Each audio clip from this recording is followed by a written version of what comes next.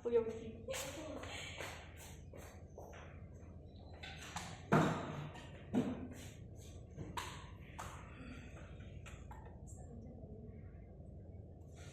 Bismillahirrahmanirrahim. Assalamualaikum warahmatullahi wabarakatuh.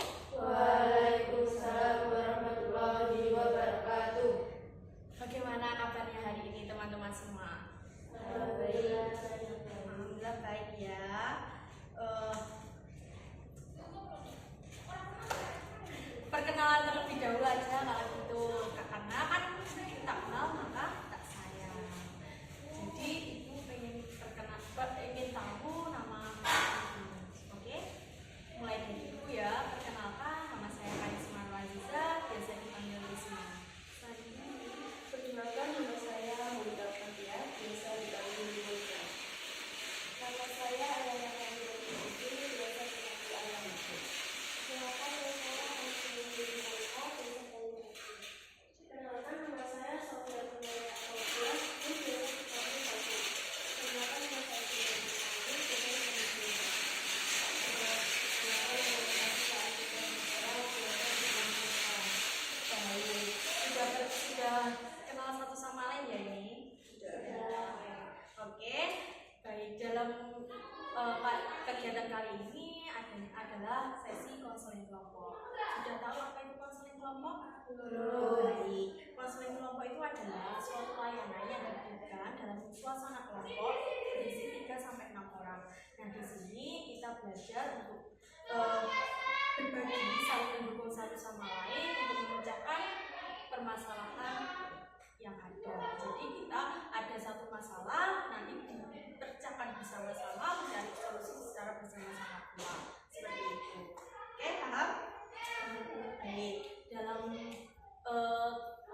konseling kelompok ini sendiri ada asas-asas. Yang pertama itu asas keterbukaan. Dari kata terbuka, kira-kira ada yang tahu nggak apa itu keterbukaan?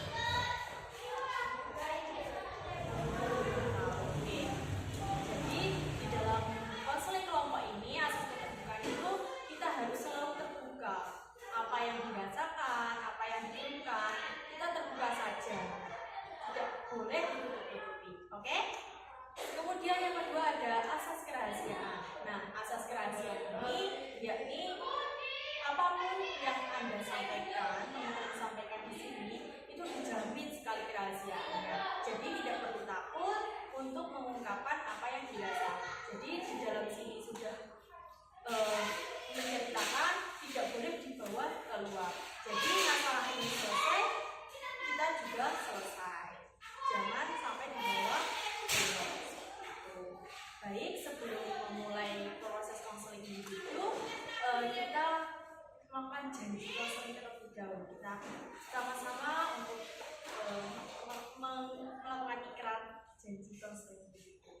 Nanti tirukan ibu bersama-sama, oke? Baik, kami peserta konseling kelompok. Dengan penuh kesadaran dan tanggung jawab berjanji akan mengikuti kegiatan ini dengan sebaik-baiknya dan kami berjanji untuk saling menghargai, saling mendengarkan dan menjaga rahasia setiap hal yang dibicarakan dalam kelompok. Kami berjanji akan berbicara dengan sopan, mendengarkan dengan hati, dan berpartisipasi dengan penuh semangat. Oke, tepuk tangan. Jadi di dalam konseling kelompok itu diharapkan untuk selalu terbuka dan aktif dalam berpendapat seperti itu. Jadi nanti temannya saling memberikan solusi satu sama lain seperti itu. Nah, dalam tujuan konseling sendiri yaitu membantu anggota kelompok mengenal diri, kemudian mengembangkan sikap positif belajar berinteraksi dengan sehat seperti itu. Nah, kelihatannya masih tegang semua ini. Gimana kalau kita ice breaking terlebih dahulu? Oke, boleh berdiri? Di sini aja ya. Cukup kan? Oke, semua pegangan tangan satu sama lain. Di sini nanti loncat-loncat. Sudah pernah dengar belum yang namanya jump in, jump out, jump left, jump right? Oke. Jadi kalau ibu nanti menyebutkan jump in, berarti kalian lompat ke dalam. Kemudian jump out keluar, jump right ke kanan, jump left ke kiri. Loncat ya. Ini gandengan. Gandeng tangan. Oke? Bagi tangan itu. Left kiri, right kanan. Oke? Fokus. Kita coba dulu ya. Konsentrasi. Jump in. Jump out. Jump left. Jump right. Dah, fokus. Fokus belum? Jump in. Jump right. Jump left. Right kemana? Right. Kanan. Jump left. Jump in, jump left, jump right. Belum konsentrasi. Yuk sekali lagi. Jump in. Jump out. Jump left, jump right, jump in. Oke, tepuk tangan kita.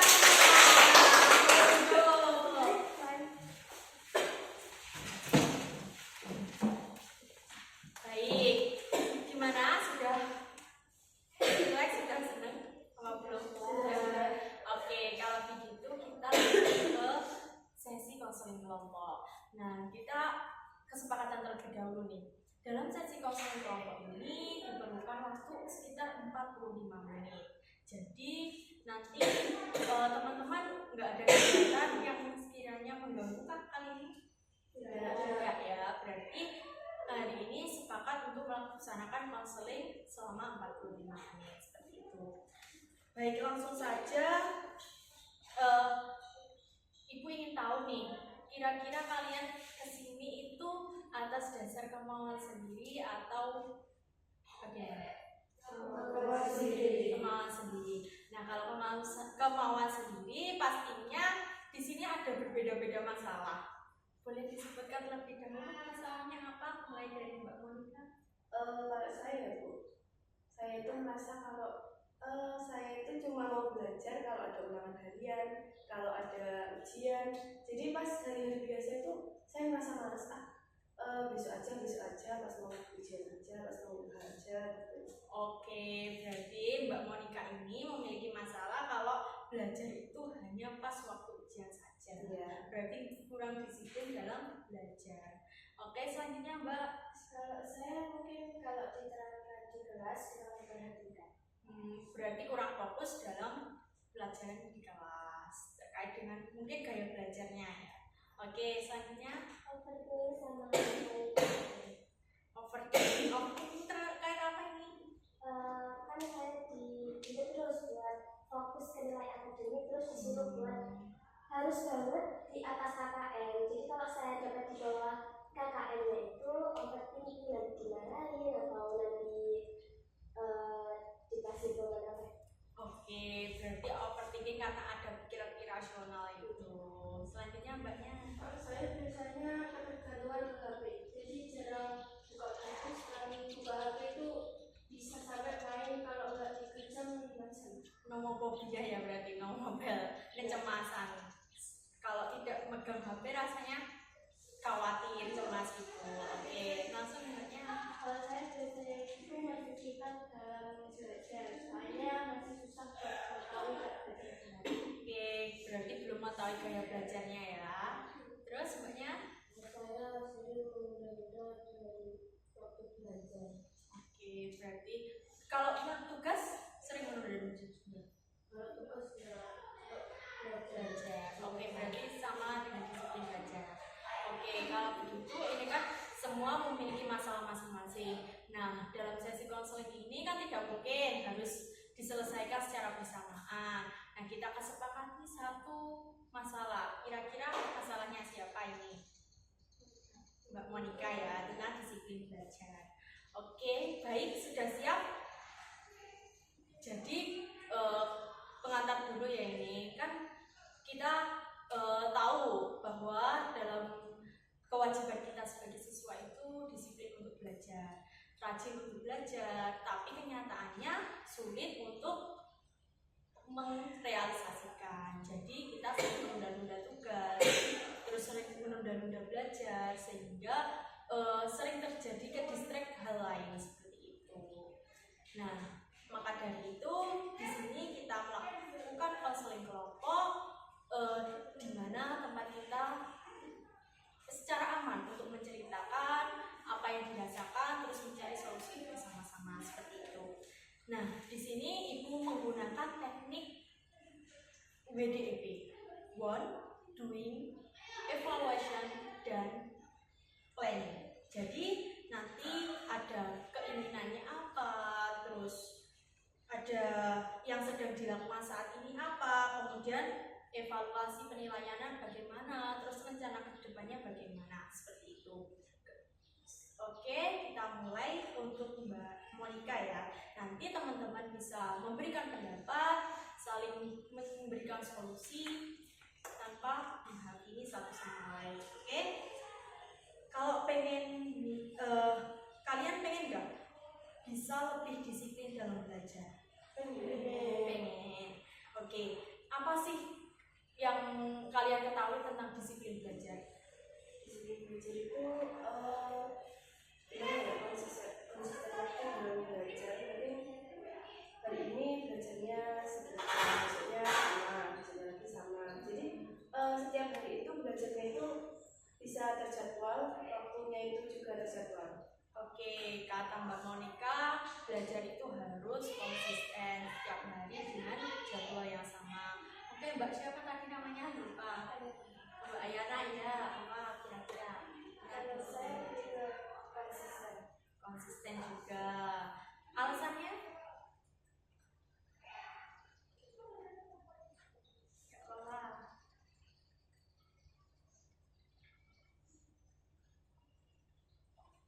Oke, yang lainnya coba Mbak. Mbak siapa namanya? Alicia. Iya. Disiplin belajar menurut saya itu cara mengatur waktu belajarnya. Oke, cara mengatur waktu dalam belajar. Kemudian Mbak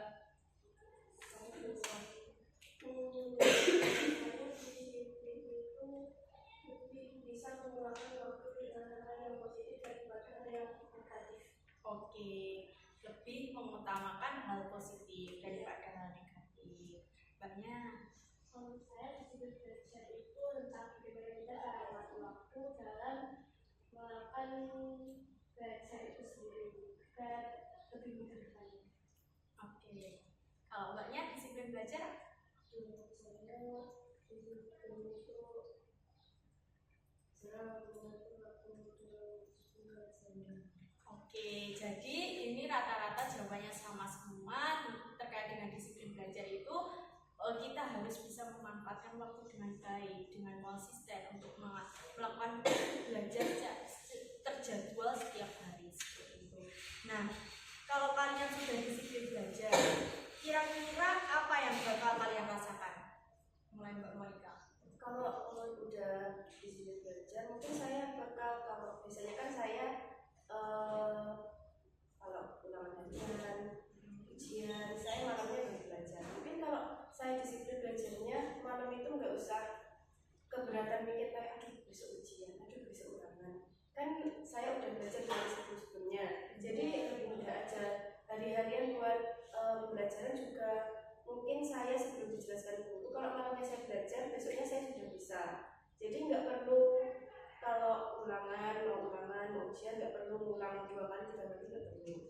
Oke, bagus sekali jawabannya Mbak Monica ini. Jadi Mbak Monica ini memiliki keinginan untuk secara konsisten belajar ini biar nanti saat ujian tinggal tinggal mengulas kembali, Iya. tidak terlalu lama untuk memahaminya lagi. Iya. Selanjutnya Mbak Yana. Lebih mudah dalam memahami belajar. Oke, lebih mudah memahami pelajaran. Jadi dengan disiplin belajar itu yang dirasakan Mbak Ayana lebih mudah memahami pelajaran. Selanjutnya Mbak Alisa. Apa yang kira-kira kalian rasakan ketika kamu sudah melakukan disiplin belajar? Nilainya jadi bagus. Terus ada lagi? Sudah. Mbak Sofi? Kalau menurut saya itu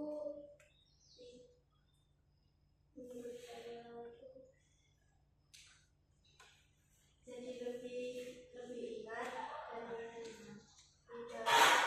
tidak perlu mengulang lagi pembelajaran yang sudah dipelajari sebelumnya. Oke, jadi lebih mateng lagi, tidak perlu diulang-ulang lagi. Selanjutnya, Menurut saya juga saya beberapa disiplin belajar itu bakal lebih paham sama diriku, karena saya itu pribadi susah belajarnya. Mungkin dengan cara disiplin belajar saya bisa konsisten, mungkin nilai saya di atas. oke, baik, bagus sekali jawabannya. Terus Mbaknya? Jadi gampang dalam belajar. Lebih gampang memahami pelajaran. Nah, terus kalian ingin hasil belajar kalian ke depannya seperti apa? Ya, kalau saya inginnya itu hasil belajar saya itu mendapatkan hasil yang maksimal, yang mungkin nilai saya dengan belajar konsisten tadi nilai saya jadi lebih bagus, lebih baik lagi dari sebelumnya, dan saat menghadapi ulangan ujian itu saya udah nggak panik, aduh ulangan. Biasanya kan saya kalau mau besoknya mau ulangan, alah besok ulangan males gitu. Berarti sudah mempersiapkan, sudah prepare lagi ya. Iya. Jadi nilainya lebih bagus lagi. Oke, selanjutnya Mbak, Ya, agar nilainya bisa di atas kakak. di atas KKM. Terus Mbaknya?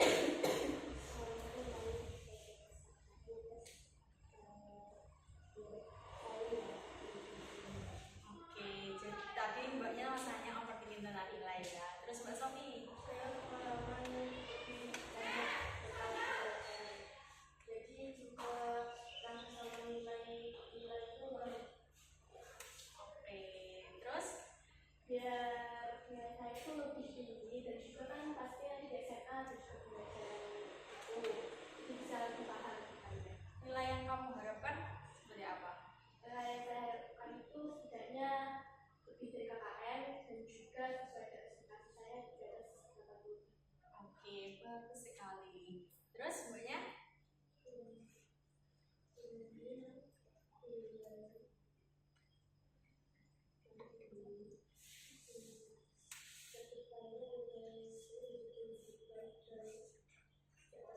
Oke, semua ingin nilainya di atas KKM. Selanjutnya, coba ceritakan biasanya kalian belajar itu berapa jam? Cerita aja, sharing-sharing. Menurut saya itu ya belajar itu jarang saya belajar, karena sebenarnya kalau di asrama saya itu belajarnya cuma ya itu pas mau ujian, pas mau ulangan harian saya belajar pas ada tugas saja. Kalau nggak ada tugas, nggak ada ulangan harian, nggak ada ujian, itu saya jarang belajar. Bukannya nggak pengen belajar, tapi itu nggak tahu, saya itu pengen belajar tapi sayangnya itu males. Gitu. Di asrama nggak ada tuntutan prinsip pengasuhnya untuk belajar itu ada nggak? Ada, tapi biasanya itu pas ujian itu biasanya kalau malam kan rajin. Tapi pas kalau malam ujian, besoknya ujian, malamnya itu harus belajar. Oke, harus belajar. Berarti pas waktu ujian aja. Iya. Terus Mbak Yana? Tapi sama-sama Mbak. Oke, terus bisa diceritakan?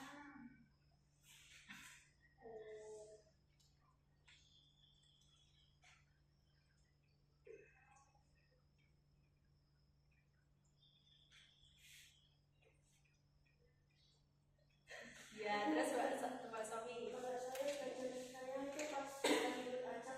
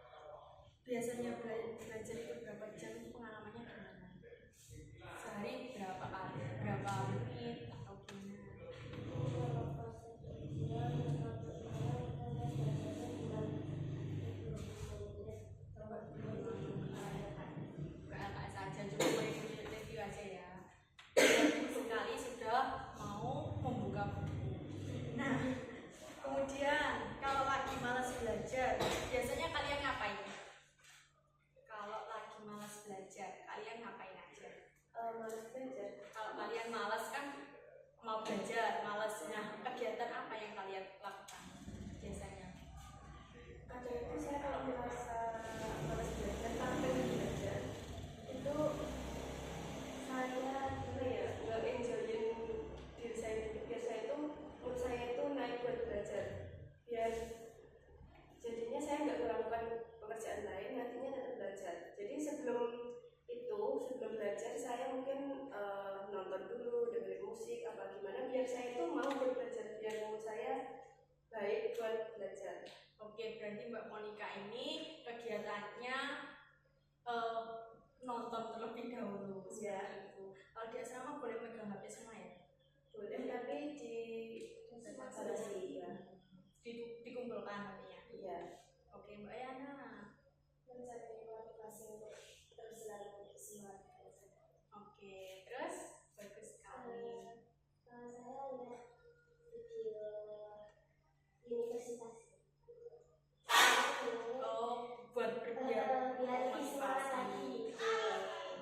Terus Mbak Sofi, Saya biasanya melakukan kegiatan seperti olahraga itu, karena olahraga itu buat saya gimana ya, bisa nanti itu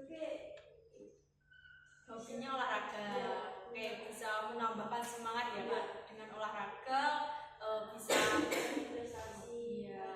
Biar mudah milih sekolah nanti lanjutnya gimana gitu. Oke, bagus sekali. Selain ke nilai akademik, mengedepankan non akademiknya, bagus sekali. Selanjutnya Mbak. Kalau saya biasanya itu ambil motivasi dari teman saya, kayak dulu tuh saya segini, aku harus bisa terus belajar biar depannya bagus. Oke, berarti Mbaknya ini masa lalu itu sebagai pelajaran. Ya. Itu baik. Soalnya kalau saya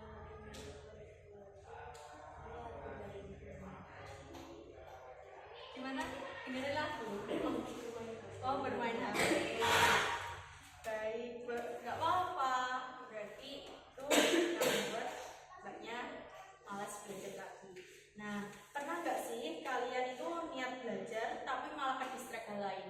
Kayak tadi, misalnya mau buka buku, tapi engkoi, mergo kenapa? Coba ceritakan. pernah, saya itu sering banget kayak makanya saya udah mulai belajar, besok ada ujian saya mau belajar, tapi ternyata saya kan juga ikut organisasi, ternyata tiba-tiba ada guru yang minta tolong ini, jadi nggak jadi belajar. Oke, Mbaknya ini organisasi banget. Jadi kalau sudah membuka buku, sudah mau belajar, ke distract sama guru-guru untuk meminta bantuan. Selanjutnya Mbak Yana. Kalau saya HP kan dibaharkan ada waktunya mau ambil HP kan dikumpulkan, terus nanti diambil lagi. Itu pas saya mau belajar sekitar jam 10 kan HP-nya sudah diambil, itu ke distract sama HP. Oke, jadi lupa belajar tadi. Terus Mbak Alisa? Saya juga distract sama HP, semua HP ya? Iya. Oke, Mbaknya? Kalau saya itu udah coba belinya ada kayak dimain itu sama HP. Saya kalau belajar itu tiba-tiba bisa ke bawah sama teman-teman lagi ngapain gitu. Kalau enggak pas waktu HP-an saya bisa tiba-tiba HP-an aja gitu. Gitu. Jadi gampang nimbrung sama teman-teman gitu. Jadi lupa. Terus Mbaknya? Saya bisa belajar HP. Oke, HP juga. Ternyata di sini masih sering tiktokan mesti. Iya. Oke. Hal apa yang sering bikin kalian nggak disiplin belajar itu? HP. Oke, HP semua berarti. Terus evaluasinya kalian. Menurut kalian itu cara belajar kalian itu sekarang udah cukup disiplin atau belum? Coba ceritakan. Diceritakan satu-satu ya. Oke. Belum, kalau menurut saya itu cara belajar saya itu masih kurang sekali, soalnya biasanya dulu kalau saya dulu itu pasti ke jadwal. Saya pas MI dulu ke jadwal sekali, belajarnya setiap malam sore itu belajar, pulang sekolah kerjain PR, terus habis itu les, habis itu sebelum tidur belajar, terus besoknya sekolah lagi. Kalau sekarang gimana ya, banyak sekali kegiatan yang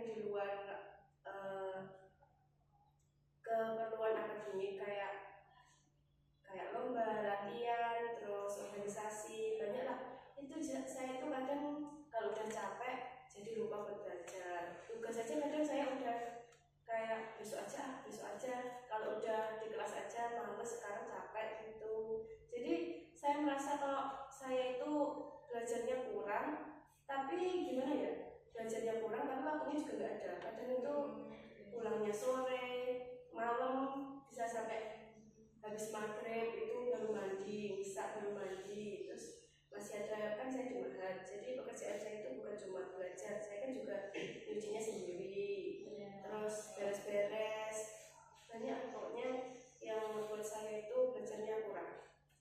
Oke, bagus sekali Mbak Monica ini menceritakan semua yang dirasakan mulai dari MI. Oke Mbak Yana.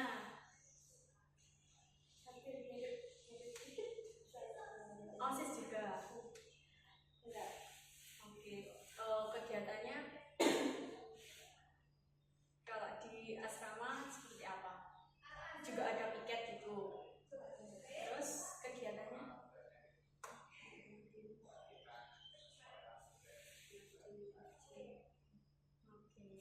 Terus Mbak Alisa.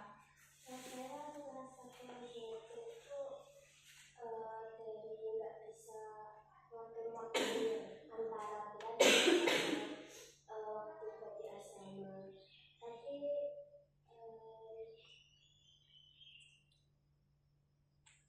apa ya? Ini tuh bapaknya jalan. Oke.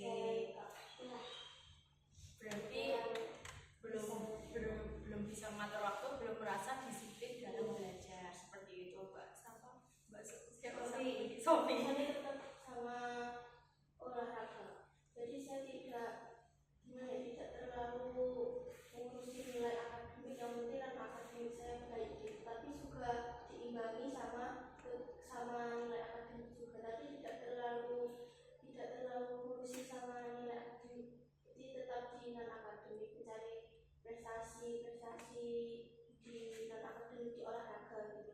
Berarti belum disiplin dalam belajar yang akademik, tapi sudah belajar non akademiknya sudah full seperti itu. Baik, selanjutnya Mbak. Kalau saya itu merasa kurang banget dalam disiplin belajar, karena saya merasa kalau hari ini silakan, kalau malamnya saya nggak belajar itu bakalan kayak lupa besoknya. Jadi itu terus lupa karena saya jarang belajar. Oke, bagus sekali. Berarti merasa belum belajar sepenuhnya, jadi sering lupa.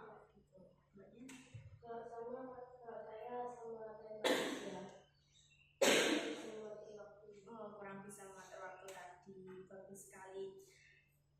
Kalau kan tadi jawabannya belum cukup untuk belajar, disiplin belajar ya. Kalau belum itu, apa yang membuat kalian itu merasa belum disiplin? Yang membuat kalian belum disiplin itu apa? Ya mungkin kegiatan tadi atau apa?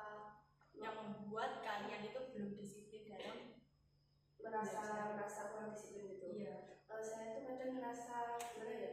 Kadang teman-teman saya di kelas itu tugas sudah ngerjain, dikumpulin, saya belum. Terus habis itu kalau ada ulangan saya susulan, soalnya di kelas itu saya sering ninggalin kelas, saya susulan, nilai saya kan gimana ya? Kalau kelas saya itu nilainya rata lah, imbang. Saya kadang turun sendiri gitu. Jadi saya tuh ngerasa kok saya kurang banget belajarnya, kok turun banget nilai saya gitu. Jadi saya merasa kurang disiplin, kurang belajar juga, soalnya ya itu. Oke, tapi bagus sekali karena mengedepankan organisasi tadi selain akademik, Iya. akademiknya juga jalan seperti itu Mbak Yana. Kira-kira apa yang membuat merasa belum disiplin dalam belajar?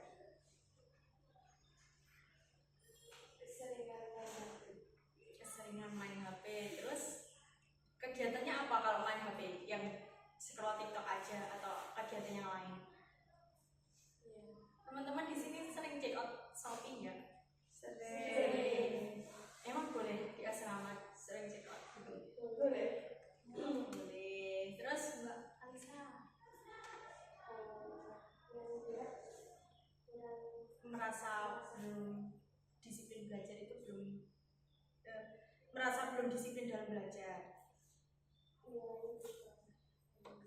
Oke, berarti langsung kelihatan hasilnya, nilainya di bawah kakak.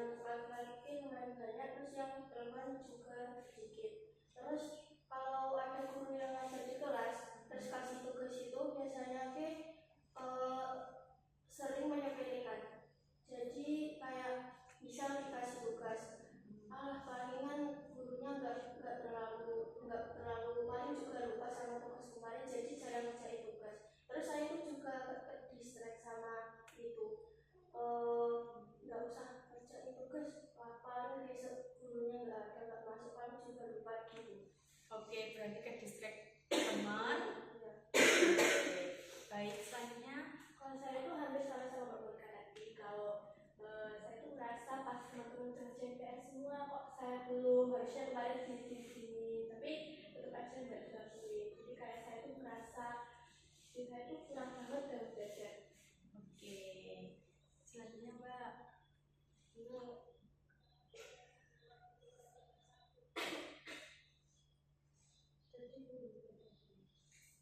Kalau belum tahu kan tadi kamu merasa belum disiplin dalam belajar. Nah, apa yang membuat kamu merasa belum disiplin itu?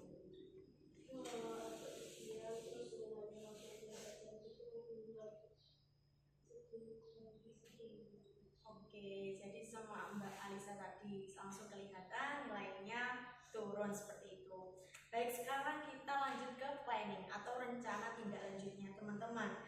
Kalian itu pengen mulai dari mana biar lebih disiplin dalam belajar? Mulai dari mana dulu?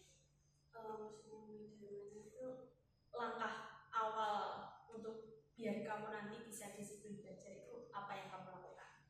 Jadi kalau saya buat membuat diri saya disiplin dalam belajar itu pertama membuat jadwal dulu. Jadi saya menjadwalkan diri saya buat kegiatan ini jam ini, buat belajar jam ini, buat kegiatan yang lain jam ini, buat istirahat jam ini. Jadi saya membuat jadwal biar setiap hari itu kegiatan saya seperti itu konsisten, biar nggak membuang waktu juga, biar nggak saya itu nggak nganggur gitu. Kalau waktunya istirahat ya istirahat, kalau waktunya belajar ya belajar, waktunya main HP ya main HP, waktunya kegiatan lain gitu, biar keterusan seperti itu. Jadi saya itu terbiasa seperti itu setiap hari. Oke, bagus sekali. Berarti Mbak Moni ini sudah memiliki planning tersendiri, alarm untuk diri sendiri, sudah journaling seperti itu untuk kegiatan hari ini apa, seperti itu. Selanjutnya mengatur waktu. Gimana caranya mengatur waktu? Ya biar mirip kan Mbak Malik mengatur jadwal kegiatan dulu, terus kegiatan apa hari ini, terus besoknya gimana, pokoknya hal tersebut harus dilakukan secara konsisten. Oke, bagus sekali. Terus Mbak Alisa? Selanjutnya mengatur waktu dulu, terus menjadwal kegiatan-kegiatan. Oke. Kalau saya menghindari HP, dengan menghindari HP itu saya jadi lebih disiplin. Baik, berarti kamu sudah memplanning ini. Perlu nggak sih membuat jadwal seperti ini? Tidak perlu. Baginya Mbak Sofi itu tidak efektif, tidak perlu ya. Yang penting HP. Nggak usah di dekat saya itu saya bisa disiplin. Oke, bagus sekali sudah mengetahui. Kemudian Mbak, siapa namanya? Zahira. Iya. Kalau saya itu pengennya kedepannya itu saya bisa belajar lebih mengatur waktu biar kedepannya itu lebih konsisten dalam belajar, terus jadinya belajar saya biar lebih banyak daripada kegiatan yang lain. Oke, bagus sekali sudah mempersiapkan planning seperti Mbak Monica tadi ya. Berarti Mbak siapa? Diva.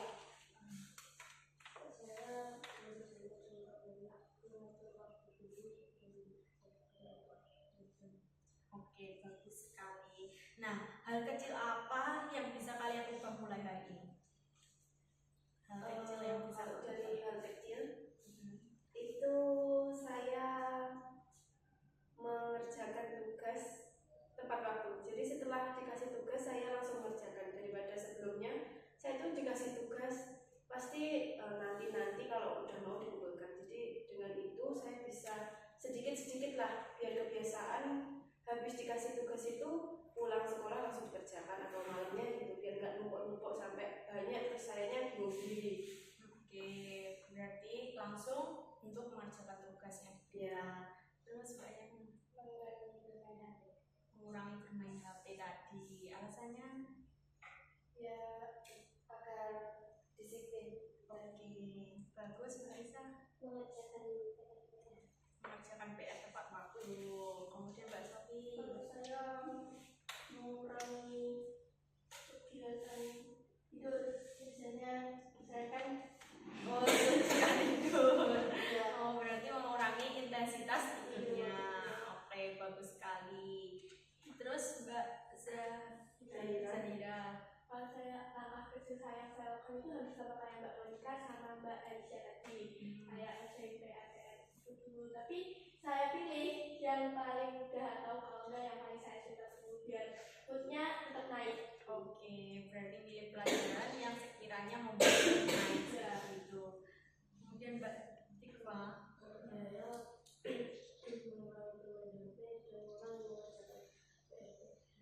Oke, bagus sekali. Nah, kira-kira siapa sih yang bisa memberikan dorongan, memberikan dukungan untuk kamu itu tetap terus belajar secara disiplin?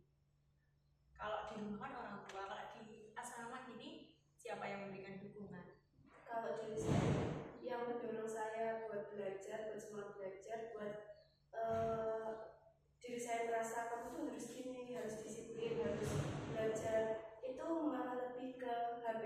Soalnya dari media sosial itu biasanya lewat beranda orang yang berprestasi, dapat beasiswa, kuliah di universitas ini, dapat SMA yang favorit, dapat SMA yang mereka pengen, itu saya kan juga gimana ya, saya juga pengen gitu. Jadi nanti saya itu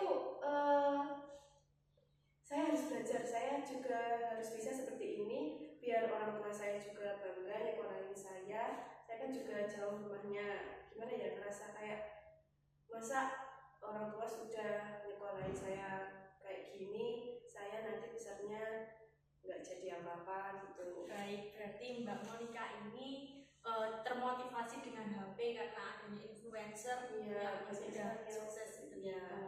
Nah, kira-kira bisa nggak Mbak Monica ini memilah ini positif, ini negatif di dalam HP tersebut? Insya Allah bisa. Soalnya gimana ya, HP itu kadang ya seperti teman-teman tadi, kalau saya malas belajar itu biasanya saya nge-searching yang positif-positif seperti ya universitas yang saya pengenin, SMA yang saya pengenin, kayak mereka-mereka yang berprestasi, mereka-mereka yang berhasil.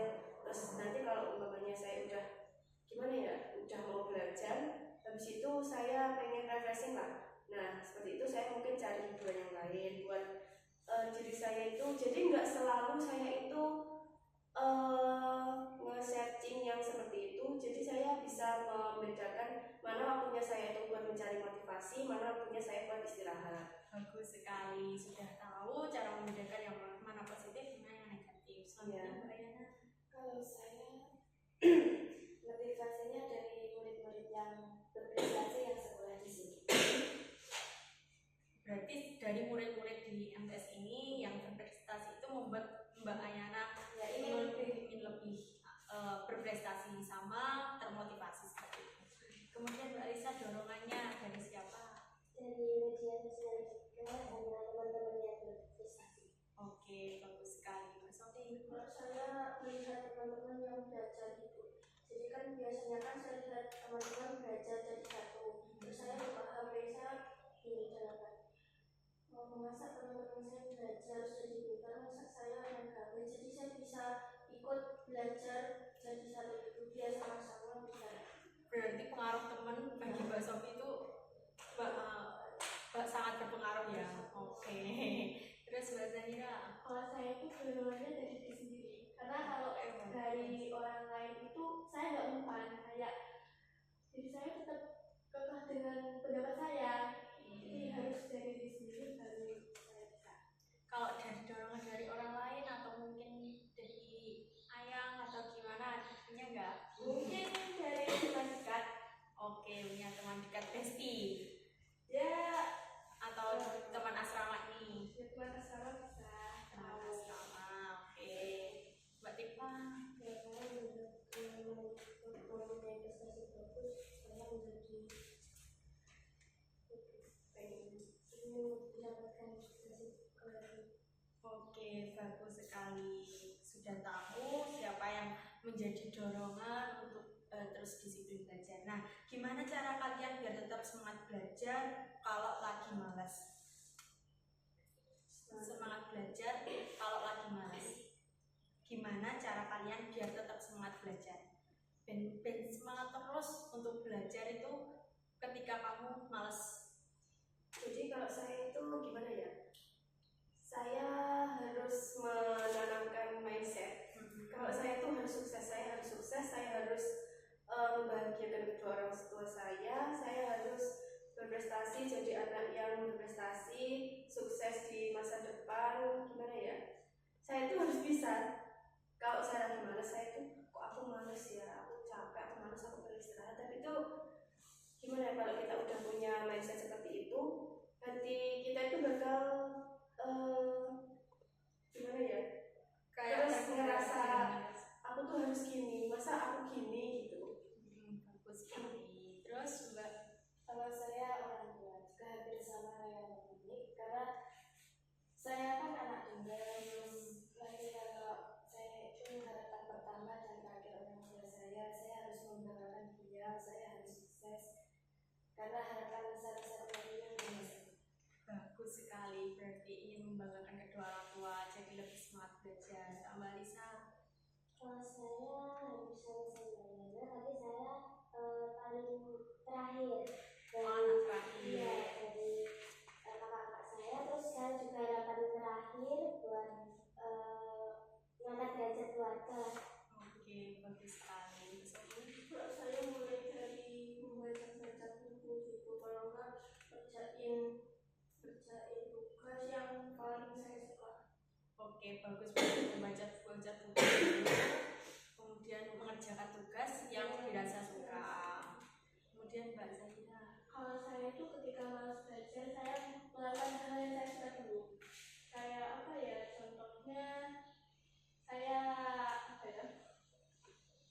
Mungkin nonton. Saya itu suka nonton.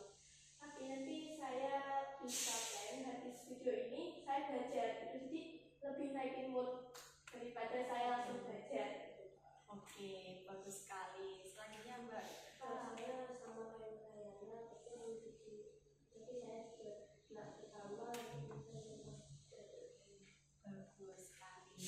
Baik, dalam sesi konseling ini sudah mengetahui mulai dari keinginannya apa, want-nya apa, terus doing-nya apa yang dilakukan saat ini, terus evaluasinya bagaimana, kemudian planningnya atau tindak lanjutnya bagaimana, sudah tahu. Nah, di sini Ibu minta untuk menyimpulkan. Jadi menyimpulkan apa yang didapat dalam konseling kelompok kali ini. Mulai dari Mbak Monica. Kesimpulannya dalam konseling kelompok ini itu kesimpulan itu dari diri sendiri apa dari kita berkelompok? Iya, dari diri sendiri sama teman-teman kelompok, menurut teman-teman kelompok tadi. Kalau dari misalnya aja. dari saya sendiri,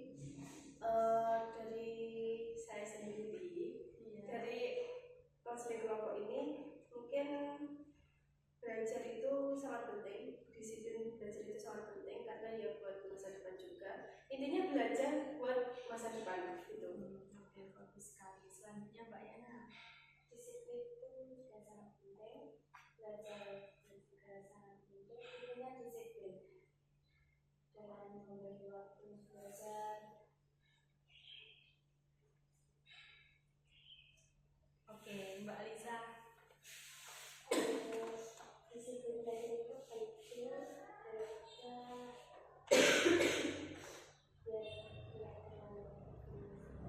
Oke, bagus. Penting juga karena biar nanti tidak optimis tentang nilai. Mbak Sofi. saya memperbaiki cara belajar dan lebih melakukan kegiatan positif dan lebih mengatur waktu dengan baik, tidak menunda waktu, tidak mengulur waktu, pokoknya semua dilakukan sudah Bagus sekali. Sudah tahu ya dengan sesi konsep kelompok ini. Kemudian Mbak Zarina. kalau saya itu juga saya dapat dari konsultasi itu kayak sedikit dari saya jadi lebih semangat kalau tadi itu motivasi teman-teman bisa saya juga motivasi sendiri biar bisa semangat. Oke, bagus sekali. Terus Mbak.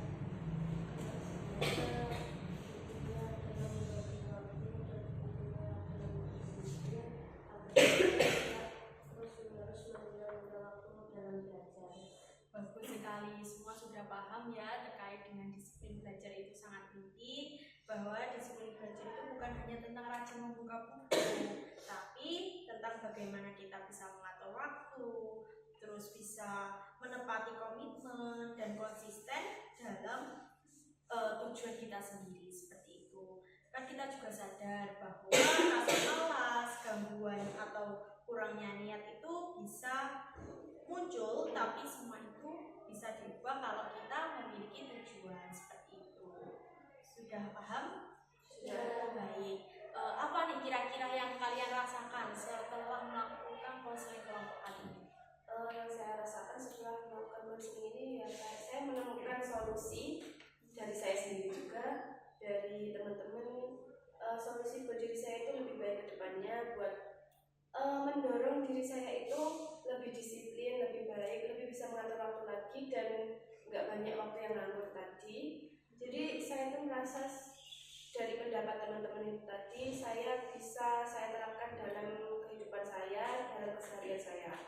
Bagus sekali. Terus ibanya mendapatkan banyak motivasi yang dapat saya terapkan dalam kehidupan saya. Oke, terus Mbak Risa. Mendapatkan motivasi juga, terus rasanya itu lebih karena kita bisa melakukan apa yang kita rasain. Oke, bagus. Terus Mbak Saya menjadi lebih semangat karena mendengar solusi-solusi dari teman itu menjadi ada dorongan untuk menjadi lebih disiplin, menjadi lebih semangat untuk kedepannya, untuk masa depan. Bagus sekali. Terus Mbak Zahira. Kalau saya itu yang saya dapat dari konseling hari ini itu saya bisa tahu apa yang saya sudah belajar, terus gimana caranya biar belajar itu dan sebagainya. Dan saya mendapatkan banyak motivasi dari teman-teman tadi yang ada berbagai motivasi yang saya ambil untuk depannya. Oke, bagus sekali. Mbak Dika.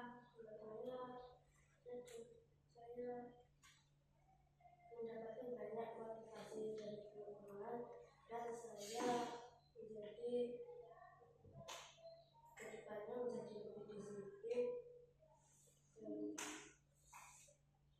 Oke, bagus sekali, semua sudah sudah tahu rasanya untuk konseling kelompok kali ini memberikan manfaat seperti itu ya. Baik, oke, mungkin waktunya sudah cukup untuk sesi kali ini. Kita bisa kontrak terlebih dahulu untuk kita ketemu minggu depan untuk membahas masalah-masalah yang belum dibahas tadi. Oke, kira-kira teman-teman mau hari apa? Hari apa ya? Hari besok. Oke, besok. Oke, besok ya. Oke, baik.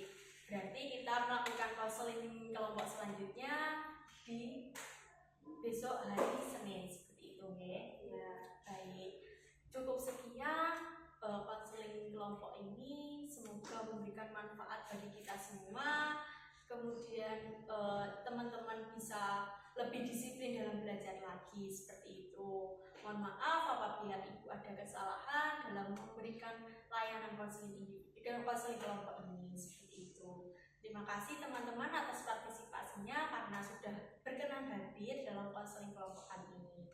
Sekian, terima kasih. Wassalamualaikum warahmatullahi wabarakatuh. Waalaikumsalam warahmatullahi wabarakatuh.